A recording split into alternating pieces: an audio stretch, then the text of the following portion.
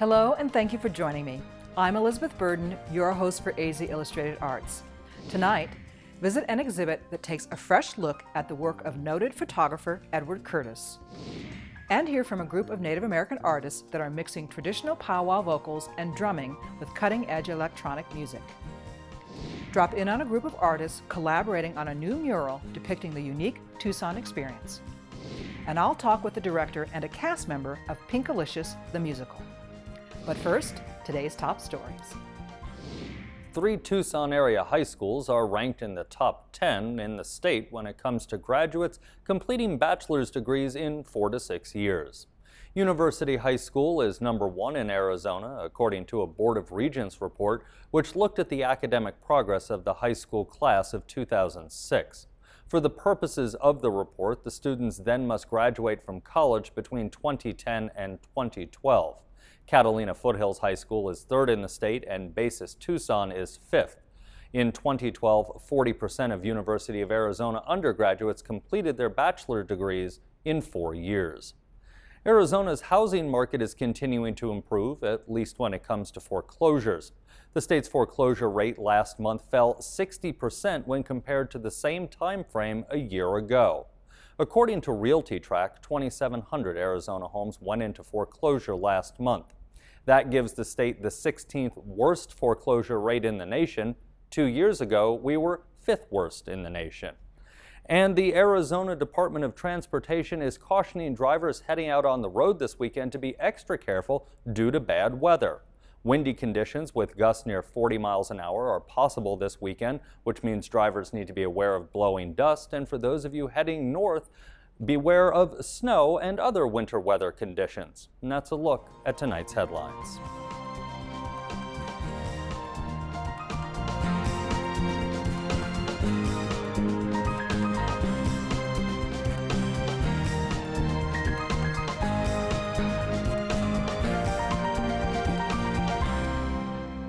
Edward Curtis created iconic photographs of Native peoples at the start of the 20th century.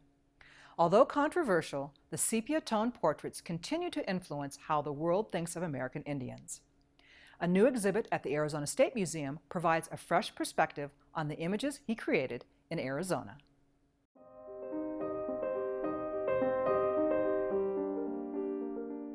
Mosa was the photogravure that Curtis presented and showed to J. Pierpont Morgan.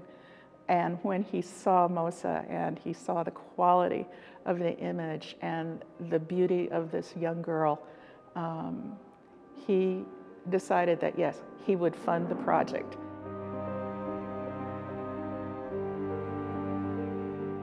My name is Aleta Ringlero, and I am the guest curator for the Arizona State Museum exhibition, Curtis Reframed the Arizona Portfolios.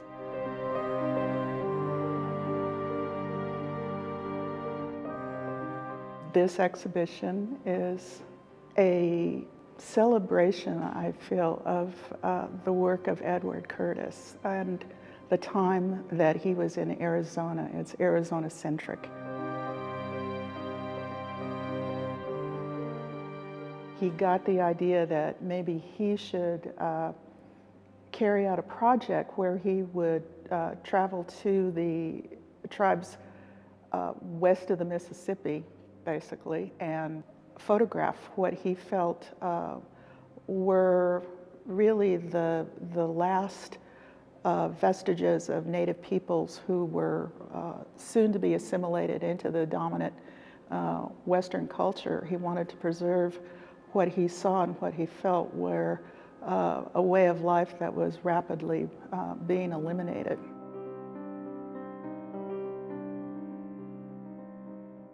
There are 20 volumes and 20 portfolios.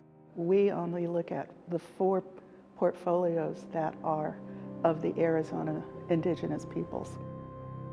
He was here from about 1900 to 1928 over several different trips. Curtis comes along at a time period when pictorialism is both a look to a very romantic kind of idea that was present in American society at the time period, a nostalgia, if you will, at that comes about at the end of centuries as we, there was a nostalgia at the turn of the 18th century, nostalgia at the turn of the 19th century, where we look back. And so in terms of a political movement, an American attitude, it was really dominant.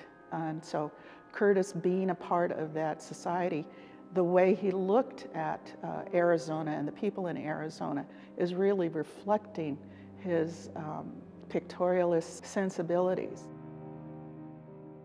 The controversy comes in a really postmodern critique as anthropology and the discipline of anthropology and art history and ethnic studies begins to critique both the relationship and the dominant power structures between who gets photographed, who's behind the camera, who is the subject, how were these images produced, etc.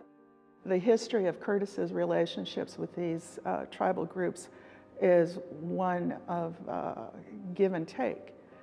There were some tribes that, and individuals that he had a harder time approaching, others he didn't. So, the history of his own interactions with people really shows he was committed to this. This is 30 years of a man's life. This is an exhibition about people, and I very much wanted visitors who come to this exhibition to engage with the faces of these individual people. These are your neighbors. For some of us, these are our relatives, our ancestors, but more than anything, this is a human story, and I think that gets forgotten in the controversy about Curtis. When we look at these images, we're seeing the faces of people that are part of our living, breathing society, and that's the important part to remember when you look at the exhibition.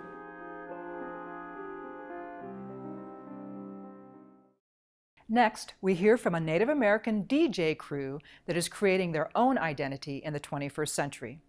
A tribe called Red is producing a unique sound that fuses traditional powwow drums and vocals with cutting-edge electronic music.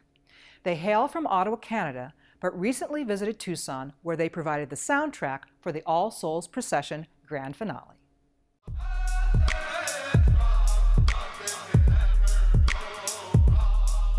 Definitely super excited about being part of this event. Hearing a lot about it before we came, and then getting here and hearing the stories about how it started, and just seeing the way that the whole community here really has embraced it, and it's become like sort of an integral part of this city. I think that's really interesting into itself, and excited to participate.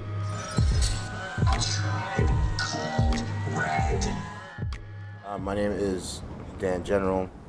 I go by DJ Shub, and I am Upper Cayuga from the Six Nations. Bear Witness, Cayuga, also from Six Nations.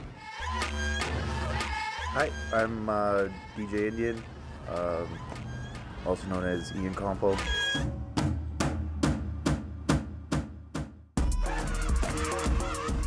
All we really did was mash up dance music with dance music, because the powwow music is made for like specific dances and made for specific regalia, and it's made to make you dance. So all we really did was mash up dance music with dance music. We stick to just powwow music, right? We're not even really remixing, music from individual nations and stuff like that. We're just going strictly for powwow. And when we're talking about powwow music as something that's celebrated across North America, that's a fairly recent tradition for most nations, right? Like powwow, something that came from the prairies, and like people in the prairies had powwows, way back. But for something that everybody celebrates, I mean, that's from the 60s, 70s that tradition became so widespread across North America. So we're dealing with something that is a recent tradition, and something that has always been willing and open to integrating modern elements as they came about.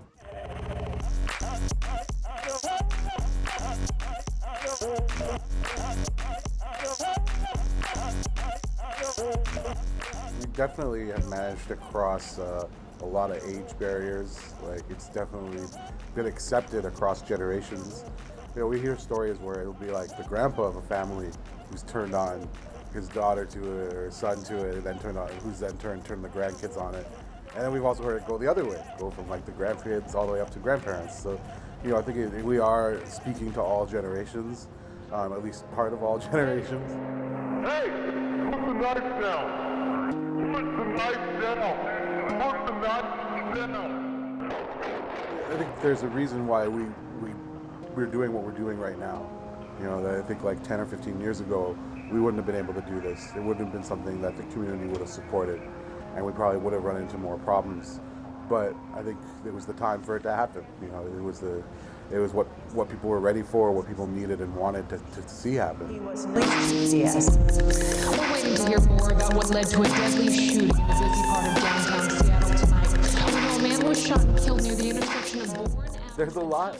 I think the overriding message is just about representation and representing our culture in the way that we want to see it represented.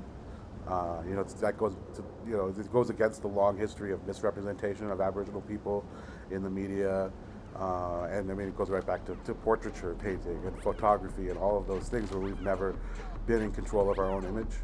So I think if anything, that would be the overriding thing, is just being able to represent our people and our community in a way that we want to be seen.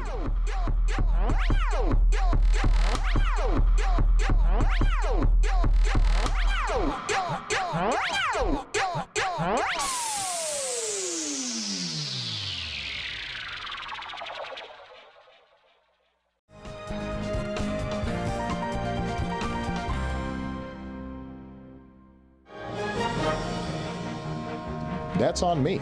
I mean, we fumbled the rollout on this healthcare law. In an extended news conference, a contrite president offers a temporary fix to those losing their health insurance and confronts other issues dogging his second term. The grim recovery efforts continue in devastated parts of the Philippines, but the picture is still one of loss and despair. We have the first television interview with the new head of the Bureau of Alcohol, Tobacco, Firearms, and Explosives. B. Todd Jones talks about the challenge of reining in gun violence. We're really operating with 20th century technology in the 21st century. And Robert McNeil returns to talk about his latest novel. Those are just some of the stories we're covering on tonight's PBS NewsHour. Since the recession, Oakland, California has lost 200 police officers.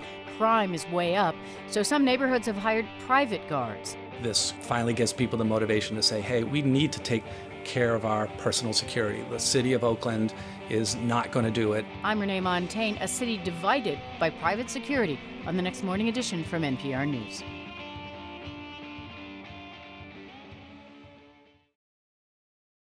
If you've driven past the intersection of Speedway Boulevard and Stone Avenue, you may have noticed a new mural taking shape.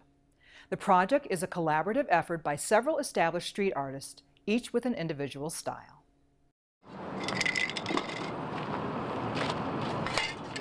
As a kid, I wasn't into sports or anything. I was into painting, and now this is kind of like my full contact sport, and I'm out here with my friends playing football, but with, you know, art supplies.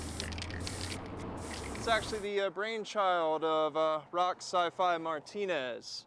He's been painting in this town for well over a decade. It's really what he does, and he knows all of the artists individually, and we hang out. We've been meaning to all do a collaborative art project for, seems like for forever, and this just seemed like a perfect opportunity.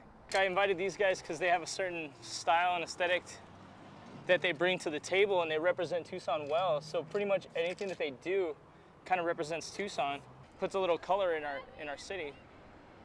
The idea of doing a mural with the words, you know, with the letters Tucson, I kind of just thought about, you know, what I see a lot, and I happen to see a lot of wildlife where I'm at, and pack rats and rattlesnakes are a big part of daily life, so I'm just gonna try and illustrate their dynamic, you know.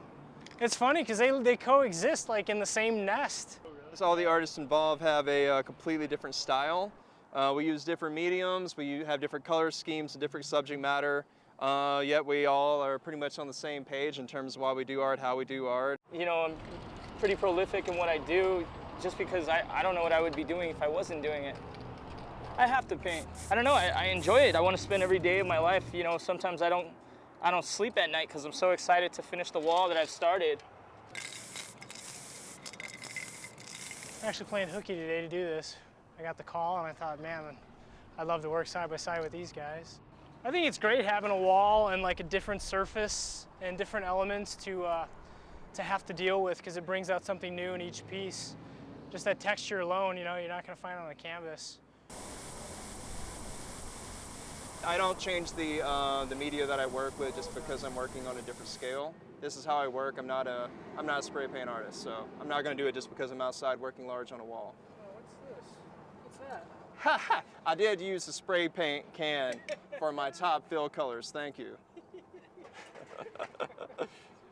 I'm just doing black and white. While the other artists are they're doing spray painting specifically because you can see that they're getting much more layering, almost kind of like doing glazes on an oil painting. While I'm just doing like a really flat graphic approach, so this works for that. But I don't think I'd be out here with a paintbrush if I were going to be doing like 20 different layers of colors. That's why I'm out here painting with these guys, because I'm always painting, and why not be painting with, you know, people that you really enjoy spending your time with? You know, even if it's just a gesture that somebody makes or a funny joke that somebody's telling you from across the way on the ladder, it's just that environment, and I think that a lot of people are losing touch. I feel like I always have really tremendous peers to share artwork with, make artwork with, converse about why art's important here. Well, certainly it's important. Specifically, community pride's always important, but specifically with the changing dynamic of what's been happening with the downtown university area, with so much student housing happening, so many mom and pop stores being seemingly pushed out, that this is kind of like a way of reiterating the positive, what we like about Tucson. It's inexpensive. The weather, it's always a beautiful day to paint here. I mean, I spend pretty much every day that I'm in this city painting. If you can stand the heat, it's a great place to live.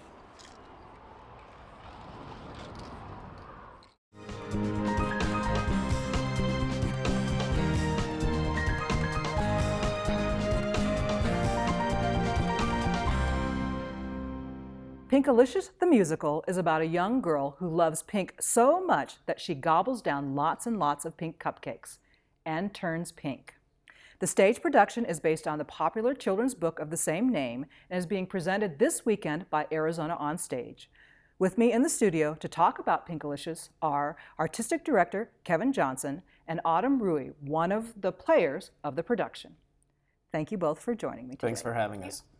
Kevin, for those of us who have not read the book, tell us a little bit more about the story.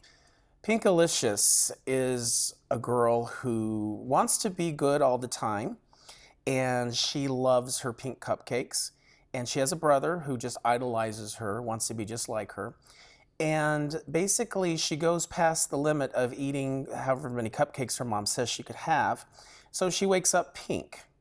And that's a good thing for her, but her family's horrified. So they go to the doctor. I don't want to give away too much. They go to the doctor, and basically their prescription is that she needs to eat as many healthy vegetables, healthy foods, green foods as possible so that she can return to what they consider normal. Well, she doesn't, and so she turns red. That's when the real problems come into play. So there's a long tradition of adapting books for the stage. Right. What are the special challenges of bringing a children's book to life on the stage? Well, I think that one of the challenges is the fact that there's so much imagery in the children's book that the children will spend many, many moments on each page looking, even though there might just be 5 or 6 words. And so what does the playwright fill in as far as making the adaptation believable and sincere to the actual original work? So I think the things that they do add to it need to be right on target, because the kids will know if it's not reading sincerely.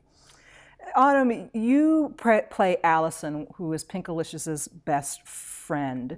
What else can you tell us about your character and her role in this play? She is not the nicest character.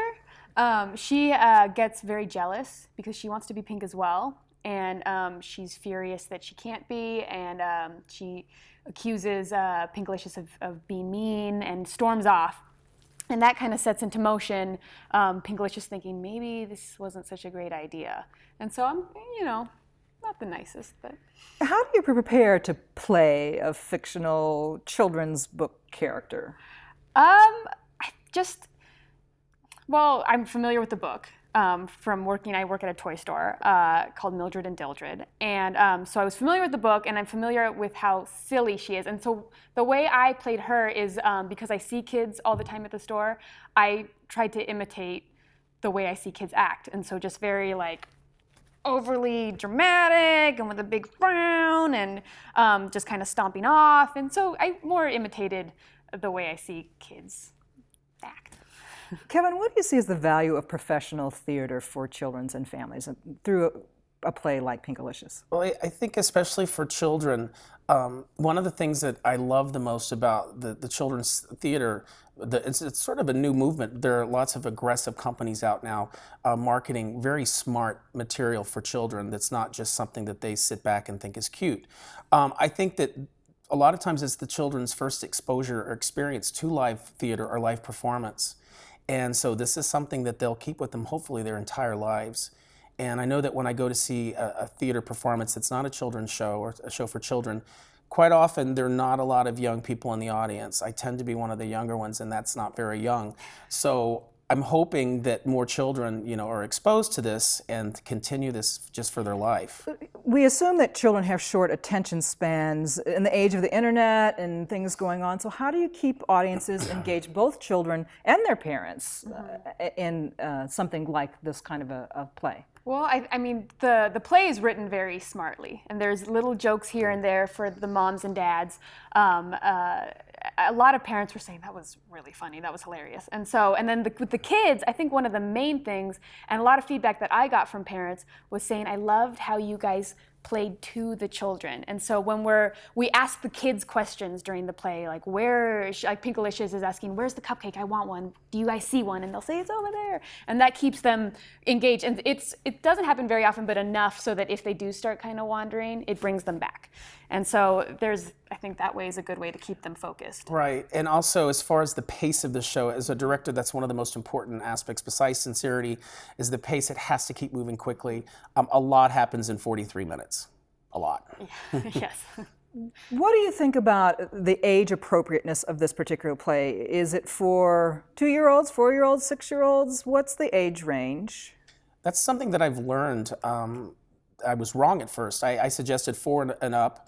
And we did have parents bringing their children that were 2 and even slightly under 2. And we asked the kids to sit. Now, in this production, it's going to be slightly different, but when we're in a smaller venue, the kids sit right up front by the actors, and they sit away from their parents.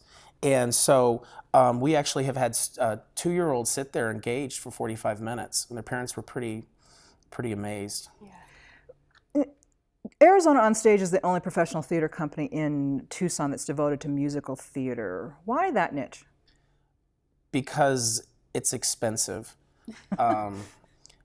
And because theater companies try to balance out a season, musical, non-musical. It's not just because we want a taste of everything. Musicals cost 10 to 20 times the amount to produce than a comedy or a drama. And so it's expensive, and that's something that we have to keep into account when we're plotting. I want to ask you the same question about age appropriate, because in your work in the store, you see children of all ages. Mm-hmm. What do you think it is in this production that attracts 2-year-olds versus 4-year-olds versus other children? I mean, kids of all ages. I think sometimes younger kids, people don't give them enough credit. They really can focus, I think, as long as things like fast pace and playing to the kids and asking them questions and keeping them engaged. They really can focus a fair amount of time. And also, when there's other kids around them, older kids that are watching, they kind of get the cue and like, oh, okay, I'm gonna watch too. And then with the older kids, it's silly, there's like funny pratfalls and things like that, and that keeps them interested as well. So I feel like there's a little bit for everybody, but typically younger kids kind of follow the cue of the older kids. And if the older kids are behaving themselves, then the younger kids usually do. And I think as far as playing to the kids, it's different from playing down to the kids. We present How so? this, the kids are more intelligent than we'll ever know. Kids come in with a lot of brain power. And so I think sometimes if things are presented, when I was little and my parents would take me to see theater for children, I just saw a lot of people in bright costumes being silly, jumping around. My parents were bored, and I thought, there's nothing going on. I don't have anything to connect with. What do you think are the topics that Pinkalicious raises? Well, one of them would be listen to your parents. That's a pretty simple one there. But one of them is your choice of eating healthy foods.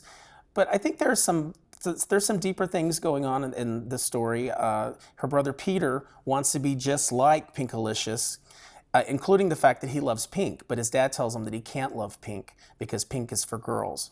And so they have a little battle about the fact that Peter shouldn't play with the pink toys, he needs to be a boy. And so everyone learns in this show, and the father realizes that pink is for boys too. And that Peter, it's just a color. It's just a color. Yeah. It's a color that people love. So this first stage theater, this is the first of Arizona Onstage exploration. What else do you see in the future for first stage? Well, I spend a lot of time now, especially because I teach theater arts, so I spend a lot of time with kids, and I see what their interests are, what their triggers are, and really their thought patterns. They're pretty intense. And so we have more shows coming up based on children's books. Knuffle Bunny, a cautionary musical, is coming up. And then we have Dr. Seuss's The Cat in the Hat, which incorporates a lot of juggling and pantomime and things that keep the kids thinking. They think they know the text, but it's going to be presented in a different format. So I think when I look for material and what we're going to be presenting, it's material that challenges the children and entertains the adults, because they're the ones that get them there. I don't want mom and dad to be bored. Yeah. Well, Kevin, yes. Autumn, thank you both so much for joining me today. Thank you. Absolutely. Thank you for having us. You can catch Arizona Onstage's production of Pinkalicious, the musical, at the Temple of Music and Art, Saturday, November 16th and Sunday, November 17th. I'm Elizabeth Burden. Thank you for watching AZ Illustrated Arts. To post a comment on any of our stories or to keep up with the latest news, visit our website at azpm.org.